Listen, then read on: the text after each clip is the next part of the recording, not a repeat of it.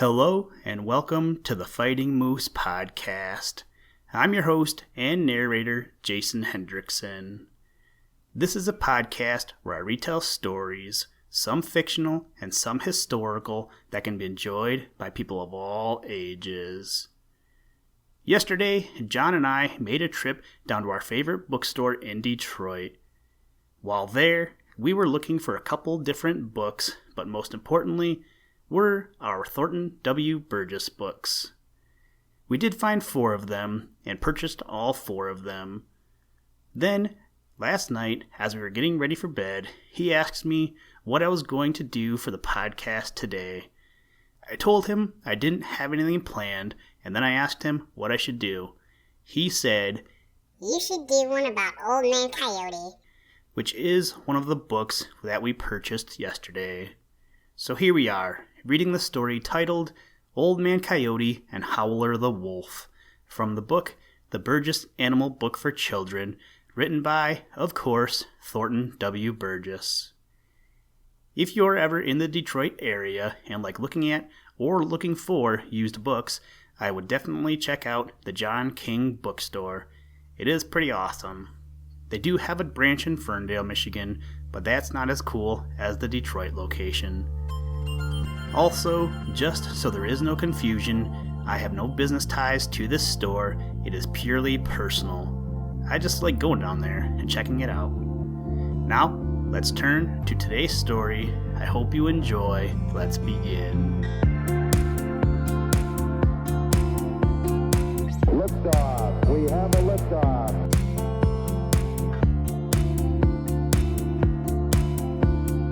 We choose to go to the moon in this decade and do the other things, not because they are easy, but because they are hard.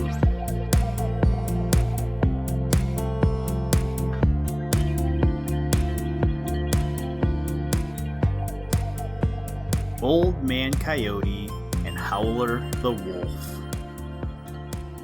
Of course, you all know to what branch of the dog family Old Man Coyote belongs, said Old Mother Nature, and looked expectantly at the circle of little folks gathered around her.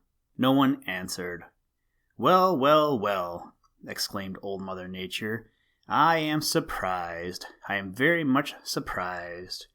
I supposed that all of you knew that Old Man Coyote is a member of the wolf branch of the family."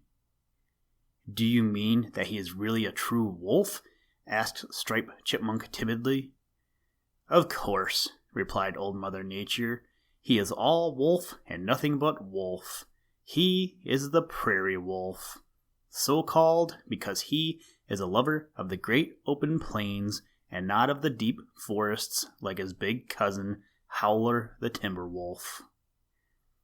Reddy Fox is smart, but sometimes I believe Old Man Coyote is smarter.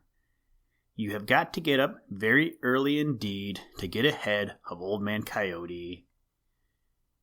Old Man Coyote varies in size from not so very much bigger than Reddy Fox to almost the size of his big cousin, Howler the timber wolf. Also, he varies in color from a general brownish gray to a yellowish brown, being whitish underneath. His face is rather longer than that of Reddy Fox. He has a brushy tail, but it is not as thick as Reddy's. In his habits, Old Man Coyote is much like Reddy, but being larger and stronger, he is able to kill larger animals and has won the hate of man by killing young pigs, lambs, newly born calves, and poultry. Because of this, he has been and is continually hunted and trapped, but like Reddy Fox, the more he is hunted, the smarter he becomes, and he is quite capable of taking care of himself. He is one of the swiftest of all runners. Many people think him cowardly because he is always ready to run away at the least hint of danger. He isn't cowardly, however. He is simply smart. Too smart to run any unnecessary risk. Old Man Coyote believes absolutely in safety first, a very wise rule for everybody. The result is that he is seldom led into the mistake of simply thinking a thing is all right. He makes sure that it is all right. Because of this, he is very hard to trap. No matter how hungry he may be, he will turn his back on a baited trap, even when the trap is so cunningly hidden that he cannot see it. Old Man Coyote is a good father and husband and a good provider for his family. He and Mrs. Coyote have a large family every year, sometimes as many as 10 babies. Their home is in the ground and is very similar to that of Reddy Fox. They eat almost everything edible, including such animals and birds as they can catch: frogs, toads, snakes and insects, dead bodies they may find, and even some fruits. Mr. and Mrs. Coyote often hunt together. Sometimes when the children are full grown, they all hunt together. When they do this, they can pull down Lightfoot the deer. Old Man Coyote has one of the strangest voices to be heard anywhere, and he delights to use it, especially at night. It is like many voices shouting together, and one who hears it for the first time cannot believe that all that sound comes from one throat. His big cousin, Howler the Gray Wolf, sometimes called Timber Wolf, is found now only in the forests of the North and the mountains of the Great West. Once he roamed over the greater part of this great country. Howler is as keen-witted as, and perhaps keener-witted than, Reddy Fox or Old Man Coyote, and added to this, he has great strength and courage. He is one of the most feared of all the people of the Green Forest. In summer, when food is plentiful, Howler and Mrs. Wolf devote themselves to the bringing up of their family and are careful not to be overbold. But when winter comes, Howler and his friends get together and hunt in packs. With their wonderful noses, they can follow Lightfoot the deer and run him down. They kill sheep and young cattle. The harder the winter, the bolder they become, and they have been known to attack man himself. In the far north, they grow especially large, and because of the scarcity of food there in winter, they become exceedingly fierce. They can go an astonishingly long time without food and still retain their strength, but hunger makes them merciless. They will not attack each other, but if one in the pack becomes injured, the others will turn upon him and kill and eat him at once. Howler and Mrs. Wolf mate for life, and each is at all times loyal to the other. They are the best of parents, and the little wolves are carefully trained in all that a wolf should know. Always the hand of man has been against them, and this fact has developed their wits and cunning to a wonderful degree. Man, in his effort to destroy them, has used poison, cleverly hiding it in pieces of meat left where Howler and his friends could find them. Howler soon found out that there was something wrong with pieces of meat left about, and now it is seldom that any of his family come to harm in that way. He is equally cunning in discovering traps, even traps buried in one of his trails. Sometimes he will dig them up and spring them without being caught.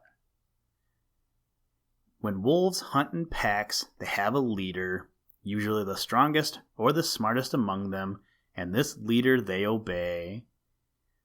In all the great forests, there is no more dreadful sound than the howling of a pack of wolves.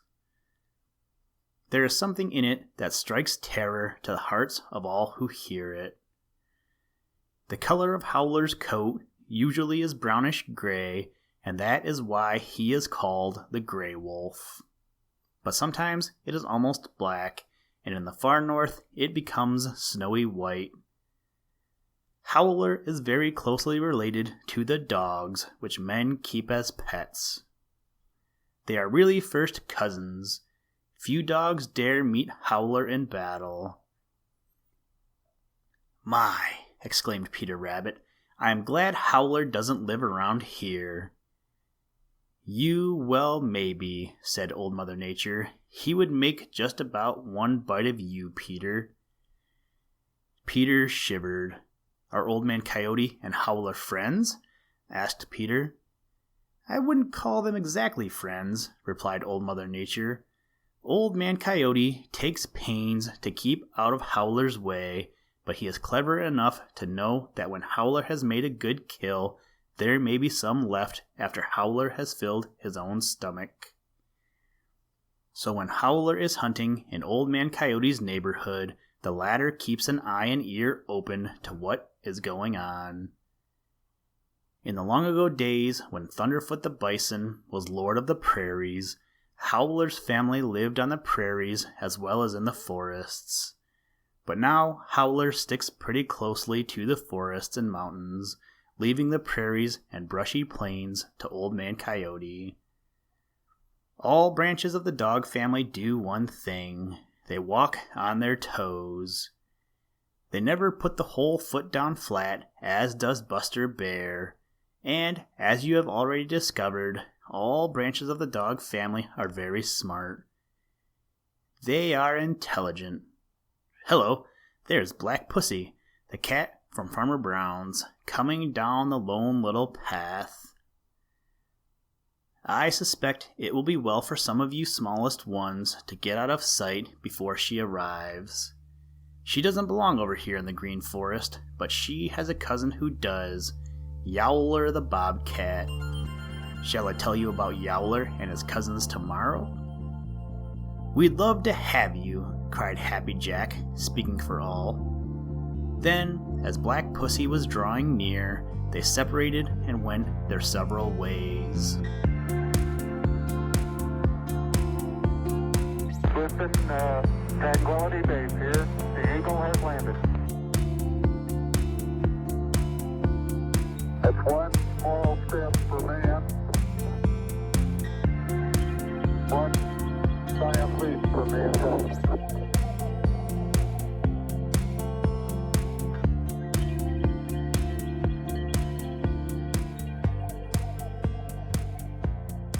Thank you for listening to this episode of the Fighting Moose Podcast. Please join us next time as we read another exciting story. Today's music was provided by the artist Analog by Nature, and the audio clips were provided from NASA.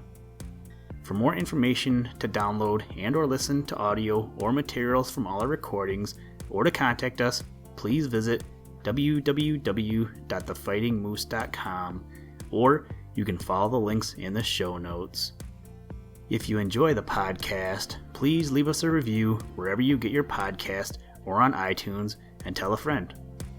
Thank you for your patronage, and as always, try and do a random act of kindness every day. Mission complete, Houston. After serving the world for over 30 years, the space shuttle turned its place in history and it's come to a final stop.